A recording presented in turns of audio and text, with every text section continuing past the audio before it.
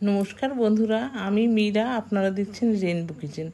আজকে আমি আপনাদের সাথে শেয়ার করব ইলিশ মাছের মাথা দিয়ে কচু শাক। চলুন তাহলে দেখে নিই আজকের রেসিপি। দেখুন, এখানে আমি ছোলা ভিজিয়ে রেখেছিলাম ওভারনাইট। ছোলাটা ভালো মতো ভিজে গেছে। এবার আমি কচু শাক কেটে ভালো করে ধুয়ে সেদ্ধ বসেছি। কাটাটা আপনাদের দেখানো হয়নি। তার সঙ্গে কিছুটা ছোলাও দিয়ে দিয়েছি। দেখুন, কচু শাকগুলো সেদ্ধ হয়ে গেছে খুব ভালো করে। এবার আমি জল ঝরিয়ে নেব।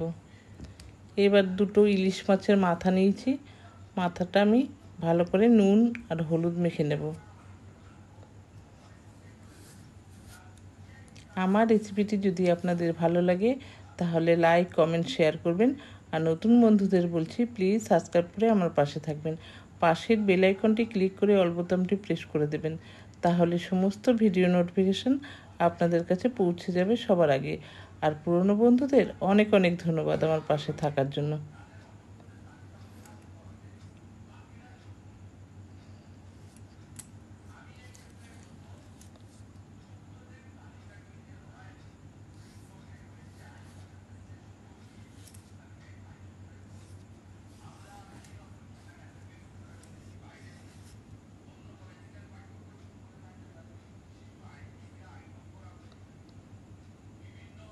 লবণ হলুদ মাখা হয়ে গেছে। এবার একটা কড়াই বসিয়ে তাতে দিয়ে দিলাম সর্ষের তেল। তেলটা খুব ভালো করে গরম করে নেব। তেলটা গরম হয়ে গেছে। এবার আমি মাছের মাথা ভেজে নেব।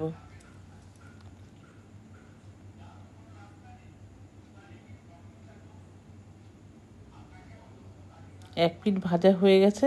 এবার আমি উল্টে দেব।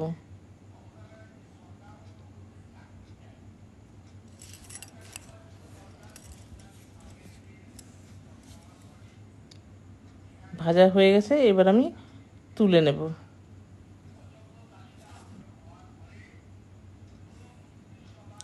দেখুন, খুব ভালো করে লাল লাল করে ভেজে নিয়েছি। এবার ওই তেলের মধ্যেই আমি ফোড়নে দিয়ে দেব দুটো শুকনো লঙ্কা, তেজপাতা আর 5 ফোড়ন।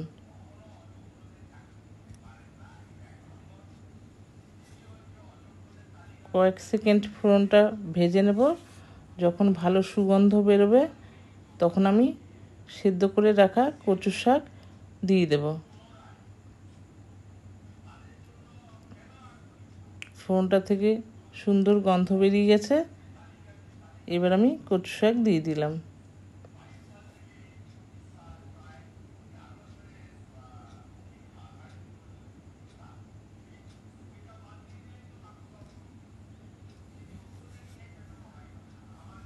কচু শাক দিয়ে খুব ভালো করে উল্টে পাল্টে আমি নেড়ে নেব।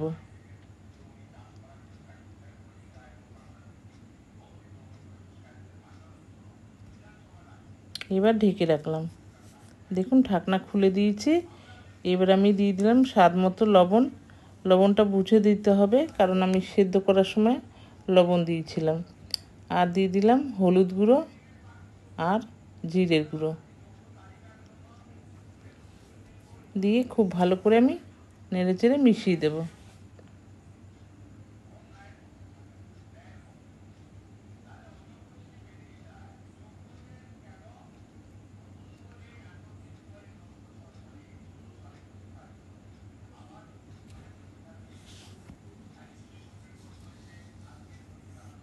এবার আমি ঢেকে রাখলাম। ঢাকনা খুলে মাঝে মধ্যে নেড়ে দিতে হবে, নাহলে নিচে লেগে যাবে।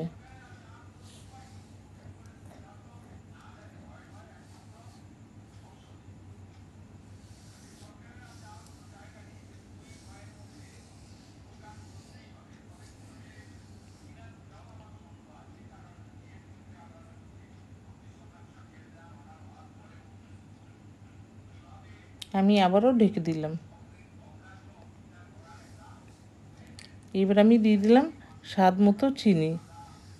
কেউ মিষ্টি পছন্দ না করলে দেবেন না, কিন্তু কচু শাক একটু মিষ্টি মিষ্টি হলে খেতে ভালো লাগে। দেখুন, কচু শাকটা কেমন দলা হয়ে আসছে। এবার আমি ভেজে রাখা মাছের মাথা দিয়ে দিলাম, দিয়ে একটু মাথাগুলো ভেঙে দেব। খুব বেশি কিন্তু ভাঙবো না, তাহলে কাটা কাটা হয়ে গেলে আবার খেতে অসুবিধা হবে। আর দিয়ে দেবো কয়েকটা চিরা কাঁচা লঙ্কা।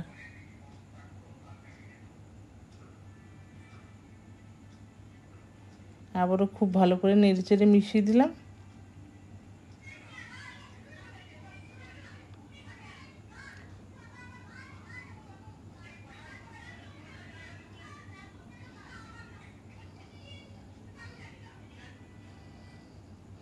দেখুন কচু শাকটা হয়ে গেছে, এবার আমি সার্ভ করে নেব। দেখুন আমি সার্ভ করে নিয়েছি। আবার দেখা হবে পরবর্তী ভিডিওতে। ভালো থাকবেন, সুস্থ থাকবেন। ভিডিওটি দেখার জন্য অনেক অনেক ধন্যবাদ।